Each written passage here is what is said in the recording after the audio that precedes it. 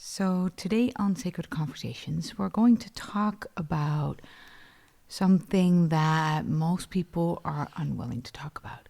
We're going to talk about what is completely real in this moment.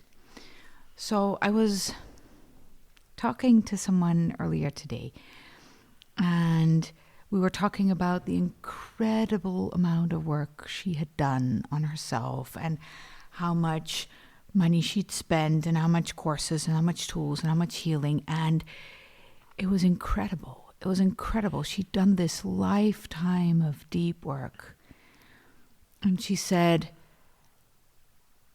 I can't anymore. It's been too much. I'm ready for a pause. And I could feel it so deeply while she was speaking to it, because what most of us think is that we need to get somewhere, we need to be somewhere, we need to heal all the things, we need to unpeel all the layers of the onion. And truthfully, if we were not fixed, if we were broken, if there was something wrong with us, if there was something we needed to fix, then I think God would have designed us a little bit better. So apparently, what I have come to at 51 now, which is not incredibly old, but also not incredibly young anymore, is that apparently this is what perfect looks like. And that means that it's not that we need to be on a path of healing so that we can then be more perfect, but that this whole path of life is a path of becoming that we can allow ourselves to walk on. But that means that all of what is showing up in any given moment is perfect. And it doesn't mean that the only way forward is alone on our own, pretending that we fixed it all, or going to workshops and fixing more out of other people's sight, but that apparently in all the things that our mind labels as imperfect, as broken, as beyond repair, maybe even, we actually are already who we are supposed to be. And we're unfolding, and that unfolding needs witnesses, and those witnesses need to hold a certain space so that we can witness our own unfolding. And that's about it. So then what I wanted to do today is look at the truth of where I am today. And as you can see, if you're watching this on video, you can see that there's laundry behind me over the stairs. You might be able to see that I am a little bit tired. I can feel tears very close to my eyes. My shoulders are a little bit stiff, and I have some allergy around my eyes. That make me not able to wear my glasses, and yet I sometimes really do need my glasses. I have put a few deadlines on myself and made promises that I desperately am committed to keeping, and yet they are demanding of me to do what I teach people, to not think I need to know how to reach those goals or deadlines, but just stay present. Just allow it to unfold. Whereas my mind wants to give up, surrender. Well, that's what my mind thinks it wants to, but ultimately my mind just wants to move again. It wants to get out of this. It wants to run away from a place that looks like I don't care. I will just allow myself to pivot. It wants to come up with this beautiful story of, you know what, if it comes too much, you just change. Wants to build an entirely new business, move, maybe even work at the supermarket, whatever. Just wants to release myself from this obligations. It wants to cry. It wants to be held, and it wants to actually go out to sea and start over. That's what my mind really wants to do. It's trying to figure out how I, on the planet Earth, will ever be able to do all the things I promised. And it's aware that it doesn't need to understand how we'll ever get there, but holy cow. And then my mind is trying to get my shoulders all tight. It's trying to give me some kind of pain so that I will submit, and it's having all these judgments on me, and it just wants to pick a fight with somebody. It wants to pretend that nothing's the matter. And it wants to somehow be seen, feel held. And while all of that is going on, at the same time, I can feel an immense calm in my system. I can feel that my body is also, I would say maybe 83%. I don't know why that number comes up. Pretty relaxed and capable. And I can feel a deep surrender into a certainty that I don't have a clue how I'm going to hit the deadlines. But hey, you know what? We've been through worse. I can feel a deep amount of love and devotion to my work, to the path that I chose, the path that chose me. And I can feel a deep sense of truth around something that I've been sharing this morning with a dear friend of mine. And that is that I am about to come out into this world with a part of me that I have always hid in the dark. And I have hidden the most personal, most true, most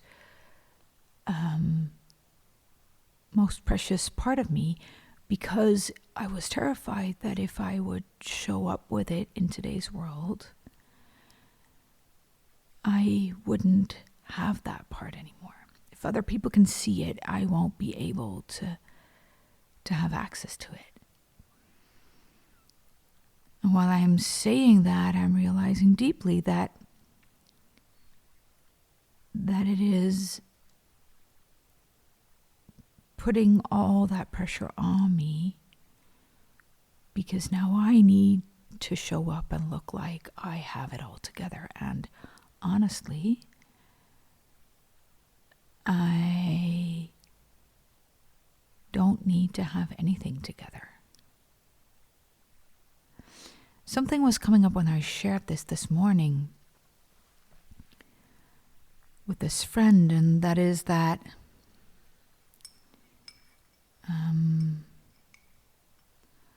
let me see, there was an analogy that came up that was actually really good to share. It's like a real coming out, but it's almost like, do you know what? So what is this about? Let's talk what this is about first, because you might not know me, you might not have a clue who you're listening to right now, and you might have already heard a lot of my path. So the coming out is my relationship with God, which is not necessarily religious. It's a deep relationship with God that I have built over my life, and that's between me and God. Now, 21st of December, I will be baptized, which is, for me, a commitment of following that path, not in the dark of my own basement, but out in the open where the world can see it. And I was talking this morning about whether or not to invite people to come, and I realized I would love to invite people to come, but I don't want it to be a whole big thing because it's a thing between me and God.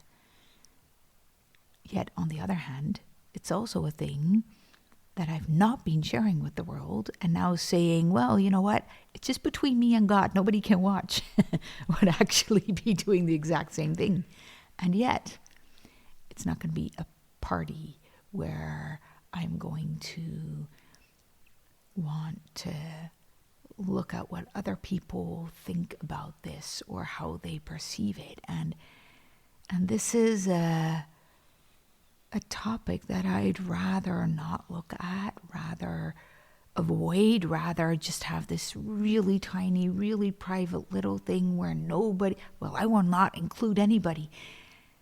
And at the same time, that is what I deeply want,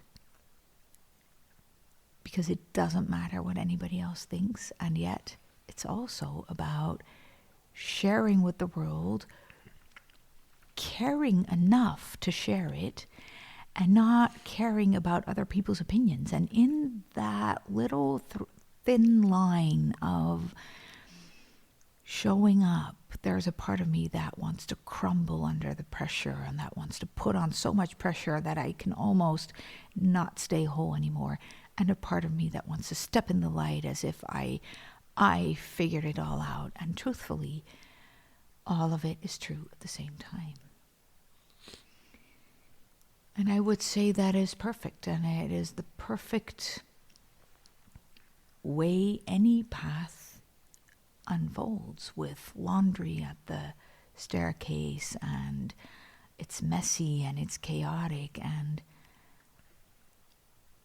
I don't need to know how this is unfolding. I need to witness and view myself while I'm being pulled through. So this was my little introduction. Mm-hmm. And I'm curious how you know this path, Jacob.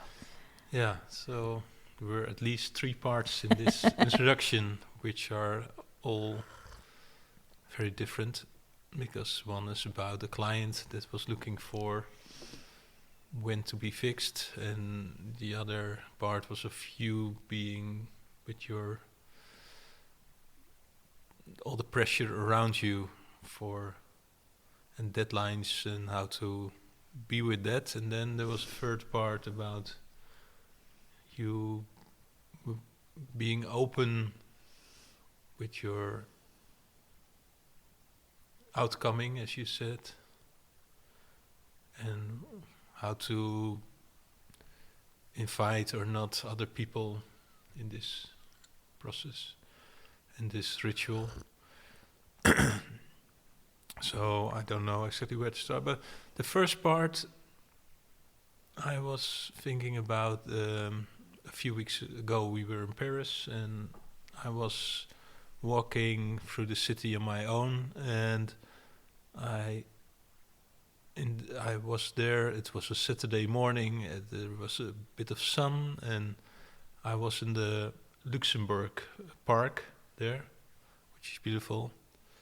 And I was reading just a little bit of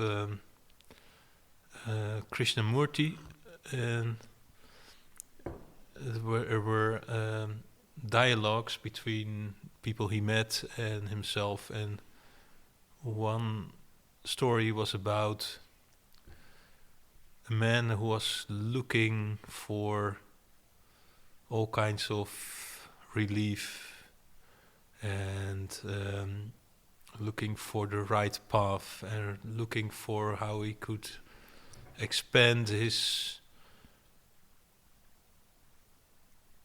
activities to accomplish his mission on Earth.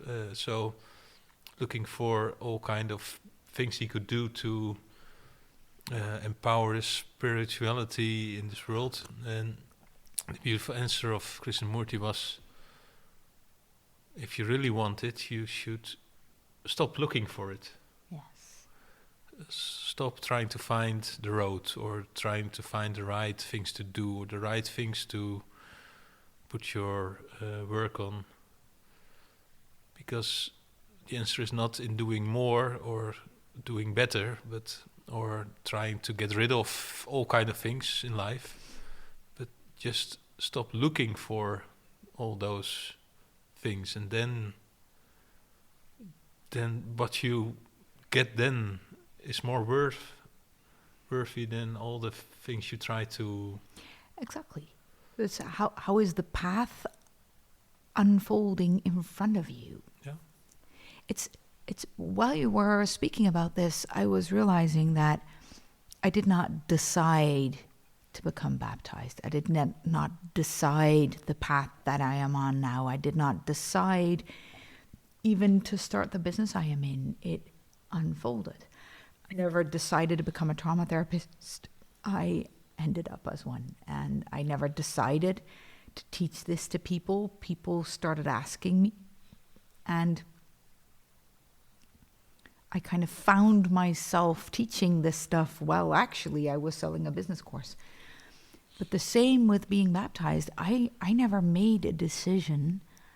I was looking for a story to teach certain trauma things through, a lens that would become crystal clear. And then it occurred to me that in the Bible there was a story that was extremely fit to share certain trauma principles through. So I decided to use that, and then I decided to share what I really do behind the scenes for myself with our students, and then that brought me to the realization that I was only doing it for myself, keeping it for myself, and that part of me only showed up for people who asked about it, and I never shared, and that brought me to realize that ultimately I was terrified of this part out in public. That's okay. And then I realized, but if I want to do certain things, I don't have to not do them because other people might judge them. So I realized, well, if I want to go to church, I can. That's okay. There's nobody stopping me. I can do what I want to do, what I feel called to do, and the path will unfold. And what you share is beautiful because I was not looking for a ritual. It showed up. I somehow had a clear insight of wanting to study theology. I didn't have a clue why. And the first lecture I was in, I realized, oh, this is why. I didn't have a why in my head. I signed up and I didn't even really know what I signed up to. Same with the trauma course. I started teaching it. I didn't really know what was going to unfold in it or through it.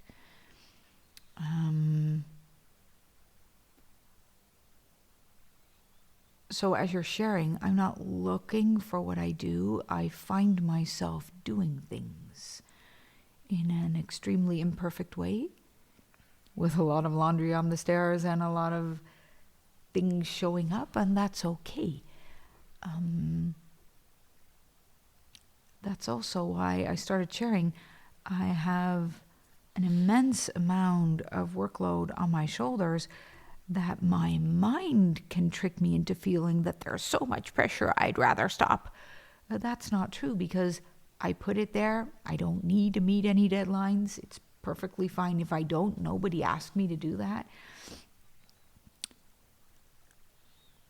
And yet, if I just release all of the mind game, which I do every morning, and I just allow myself to take a few steps, for some reason, things start unfolding in ways that I could never imagine. I'm not looking for things. My calling is finding me. Does that make sense? I don't know. For me, it might be different, but what I remember from the feeling that you are talking about right now is that when just before we really met, I found you, and just I stopped thinking. I stopped, not completely, of course, but because we cannot really stop thinking. But there was. Speak for yourself. That was a joke. Yeah. So you were thinking, speak for yourself. And, no, it just came out. I was not thinking that. So things just happened from that moment. Things just happened. And yes. If people ask me, so how was it right then? How did you decide to do this, or how did you? So just for the listeners, we met 20 years ago, and I was 8 months pregnant, obviously from somebody else, because if you've never met, you can't get somebody pregnant. So I was pregnant by a man who left me 2 months into that pregnancy. I'd been single for 6 months, running my own business, having this baby, and then we met. Yeah. So, yeah, why should I date with someone who's pregnant? So, I don't know, but I just did what was there to do. I don't know. It was not a logical thing. It was not a logical thing, and if I would have thought about it a lot, maybe then and maybe talked about it with a lot of people, then maybe I don't know. Maybe I would not have gone through with it. I don't know, but maybe I did. I would have.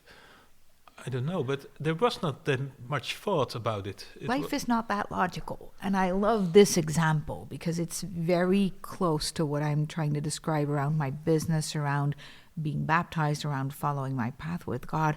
There's not a lot of thought around it. It just shows up and you follow it. And we don't need to figure life out. It's not a logical process. It's a creative process.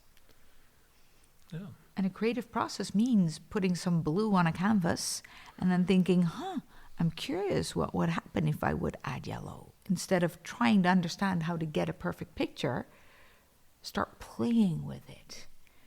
Not fully understanding. Now, that does not mean... So here's the difference. We have a survival thread. And that survival thread could, right now, if I followed it, crush me and let me sell everything and start over again. That would not be wrong. And it would not be... So that's one path I could take right now. The other path is to just be curious and let God unfold what there is to unfold. And then there's a path of constantly allowing myself to be so present that I can listen to a different type of knowing, which is not my survival thread or my mind or what I know, and it's not a naive intuition. It's just a deep sense of I need to follow this. I can't explain why. And that's the path you are talking about. Mm-hmm. And we can't understand all of life when it comes to that, because it's so funny. Is it rational or logical, or why did you end up with a woman who already was pregnant, nobody will ever be able to tell you that. Yeah. Yeah. And you were an entrepreneur, and Yeah. I wasn't into entrepreneurship anyhow. I have been in a relationship where the woman I was with wanted to start a restaurant, and I thought, oh, that's a bad idea. Don't do this, because I don't know how to cope with that, and why should you take such risks in life? And so I was very avoiding of risks and avoiding of everything that could, for my idea, make me less safe. And Yeah. so I was really risk avoiding and very much into this survival mode. And then you met me. Yeah. So Pregnant entrepreneur. Now, so this is interesting, right? Because we always think, yeah, I know what to do. But if we really know what to do, life would look different. And there is no right or wrong. There is no pushing. There is no, like I just said, I can see 3 paths clearly in front of me, but maybe there are 10 million paths clearly in front of me. But we can only find ourselves walking one, and we need to trust and allow and know that we're not alone on that path, and that path will be able to show us exactly what the next step in our unfolding will be. I've spoken to many women about children, some of which chose to never have them consciously, some of which never had them without their consent, or without they wanted kids and they never got pregnant. Some of which having kids extremely happy, some of which having kids thinking, yeah, I could have also not had them. Not hating their kids, by the way, but it was hard. And I've spoken with hundreds of women around that, and we were talking at a certain point in a workshop around what is the best thing to do. And there is no answer to that question. It is not better to have kids. There is no objective thing of, yeah, I decided to not have kids because. That's bullshit. Because you don't know what kids you would have had. You don't know how that would have changed you. So your thinking about children before you have them is going to be from a different version of you than the version of you that has kids. Now, I'm not saying everybody needs to have kids. I'm not saying we all need to have kids. It's just there's no rationale for it, because we can't speak to a situation that we don't find ourselves in.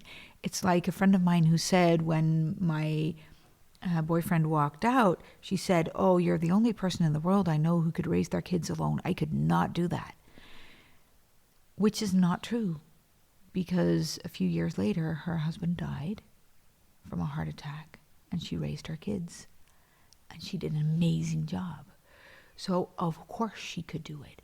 But it's the holding on to an image that actually creates a scary story in our mind, that then creates resistance, that then creates that we need to have something together. Whereas in life, it's messy. yeah, and the scariest thing I've done in my life, and I have to decide every day again, and I forget a lot of days to do so, is to love the path I'm on. To love, yeah. It kind of sounded like laugh, but you Love. meant love. Love, to yeah. love the path you're on, Yeah. yes. And so not trying to see that there are all kind of other possibilities, or possibilities that are better, or Easier. or regretting things I've not done in the past, or but just fully be with where I'm right now. Yeah, and that's interesting because that sounds easy, if you look at where we live and at our business, and for a lot of people, they might say, yeah, but hey, you know what? You have everything. It's easy to love your path. But what not everybody knows is that at the beginning of COVID, we lost our entire business. We had 100,000 euros debt. We have not paid all of that off yet. And we've pivoted our business to a new way, and we're consistently leaning into life where that is not always the obvious thing to do. We're sharing our world, who we are, what we are, where the world is mostly trying to share a beautiful picture of themselves. We're open and willing to share the not so beautiful picture. And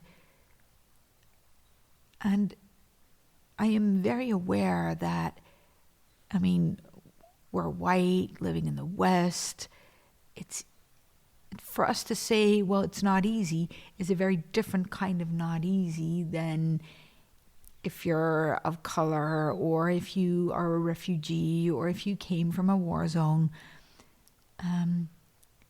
So we're saying this, of course, from a place where it's easier than for some people. And yet, when you say to love the path that I am on, it is also a path that with every step we take, it could blow up pretty easily. What we have now could blow up pretty easily. It is quite delicate and quite precious the way we've built it, because it's deeply personal and it's deeply who we are, and it's not filled with a lot of safety and a lot of things built in place. So we don't have millions in the bank. We don't have a whole lot of things to fall back on. But there's one thing we do have to fall back on, which makes it different than many other people. And that is a deep sense of trust that if we would lose everything, if a mine would blow up, we can move through it together. And we can sit in the middle of that and look at each other, knowing, well, where should we start to clean this up? Instead of, holy shit, you did that wrong. And I think that is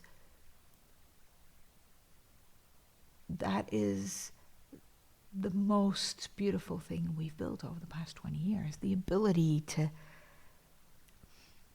walk through minefields together. Yeah. Yeah, and I think it's easy to try to compare the path you're on with the paths that you could have taken. So there's so many scenarios. So compare it with a path you're not on, you've never been on. Yeah, but I remember a few years ago you said, I should have become a director somewhere. I'm like, where did that come from? Yeah. So it's very easy to but it's all imagination. It's not there. So exactly. You could have been the CEO of whatever. Yeah, maybe not. But you know what? Guess what? You didn't. Yeah, but even it was not that hard to be there at the time. But would it then? I don't know what kind of life it would be, because it sounds very good because the income is good and the status that you can have from it. But would I be with a lot of pressure? Yeah, I can tell you. Yeah, I've coached those guys. Yeah, would that have been nice? And I and maybe I didn't have the consciousness about all beautiful things in life that I have now. And it was back then, and maybe today it would be different. But it's very true what you say. We can easily think, well, a lot of people say, well, if I would have millions, I would be able to deal with that pressure. Honestly, you don't really know. And a big reason why people don't have millions very often is because they can't deal with the pressure. Because it takes a lot of pressure to follow your path when it's hard. When the world is about to destroy you, when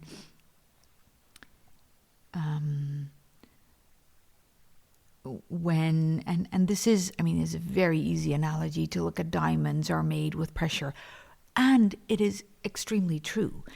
If you need confirmation all the time, success is hard.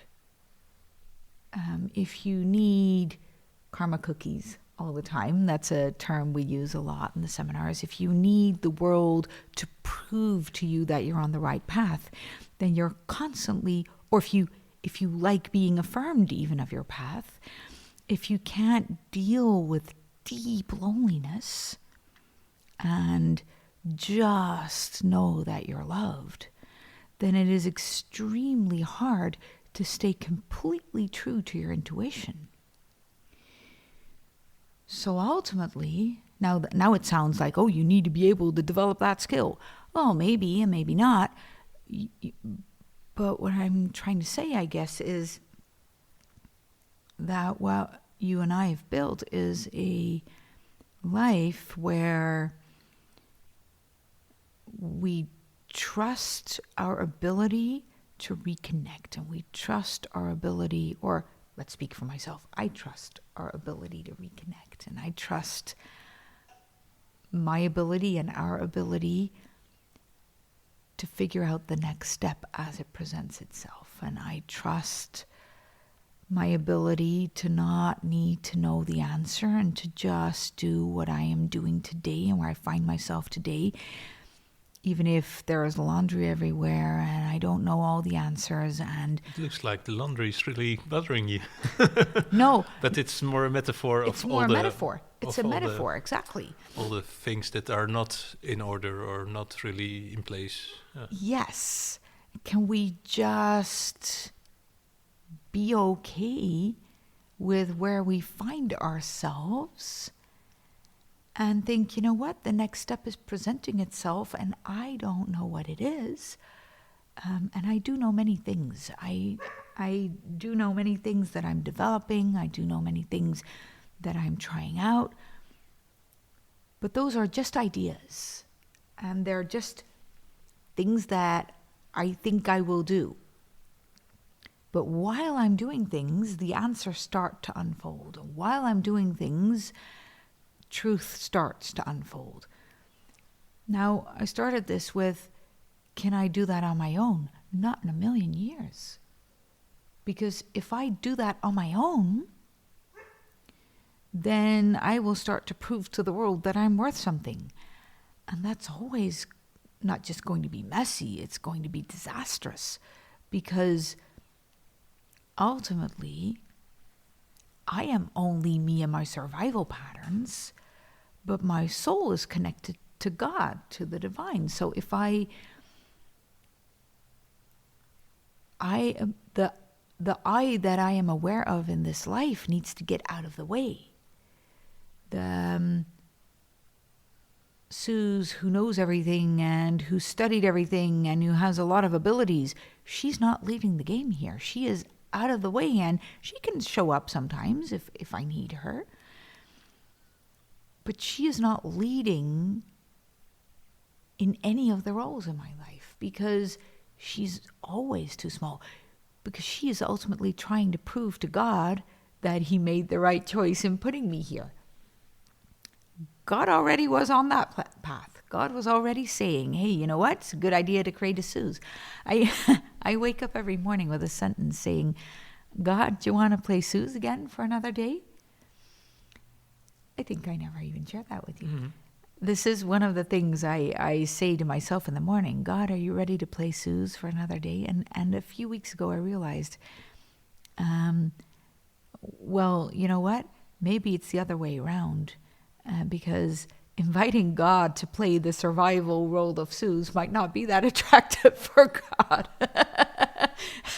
Maybe I need to get out of the way and say, God, will you show me what Suze is able to do in life today? Yeah, but I thought that you meant so Yeah, by yeah, exactly. But years ago, it was like, okay, God, take over. And now it's like, hey, God, you know what?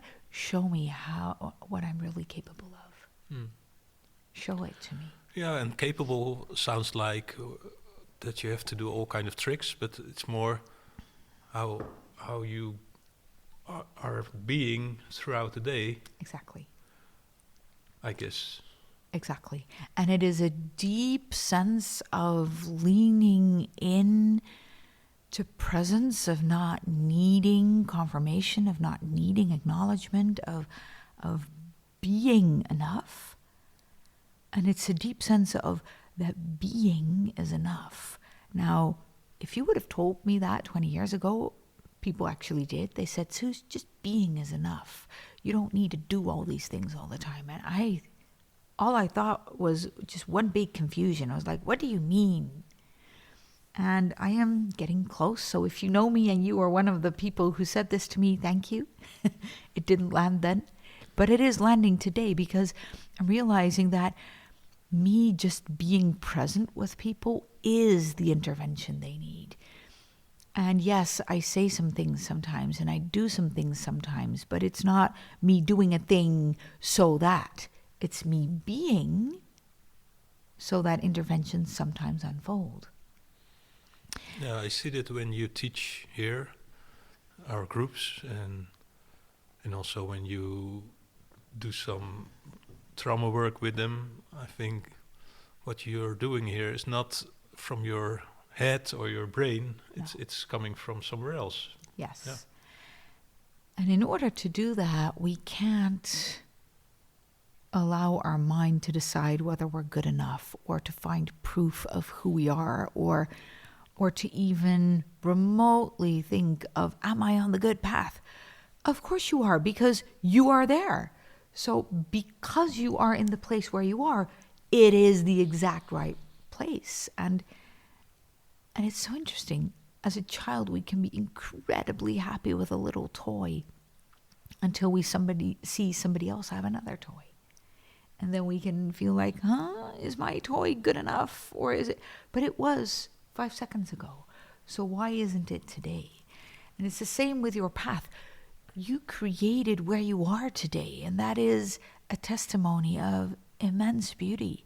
I created everything that I have today, including debt, including chaos, including laundry, including a pile of projects that my mind can't oversee. Hey, guess what? It will unfold. Can I trust? But I will never be able to trust if I think I need to prove that I can, or if I feel that the universe is testing me. The universe is not testing me, because there's nothing to prove. If I answer and show up every day, that is always going to be enough. But I can't do that on my own. I need interaction. I need reflection. I need engagement. I need people around me. I need other nervous systems around me. And I was talking about this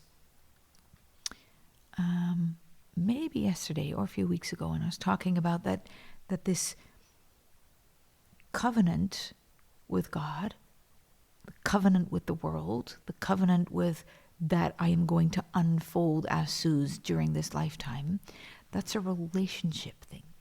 It's not I will show the world who I am. No, it's in the walking of my life that it will reveal itself. It's by constantly creating a relationship with people, a relationship with life, a relationship with God, a relationship with how I show up, a relationship with my work, a relationship with people that I trust, that I allow, that I receive. And in the messiness of that, and in the trusting of that, and in all the places where I am terrified and where I can allow myself to just feel all of these patterns at the same time, that's where it starts to unfold. So it's not me on my own behind my computer. Mm. Yeah, and it's not you being directive to all kind of people or things or... No. Every single course that we teach here, I'm always amazed at how much I have learned. Not from the content, but from how I showed up, from how I trusted, from how I allowed myself to surrender into God, from how I allowed things to flow through me that hadn't flown through me yet, and from how much I can allow myself to allow other people to support me, like my coaches, like the groups I am a member of. But even from the people in the groups here, I guess. Yeah, because absolutely. It's always an interaction. And there are incredibly beautiful people in our groups. And it's in the family that we're building here that I feel at home, that they feel at home, that I'm realizing deeper and deeper what my task is in the world. Not because I know what it is and now I'm building it, but because it's unfolding right in front of my eyes. And sometimes that feels like, ooh, am I really on the right path? And then I feel a deep sense of trust, thinking, yes, I must be, because this is where I am.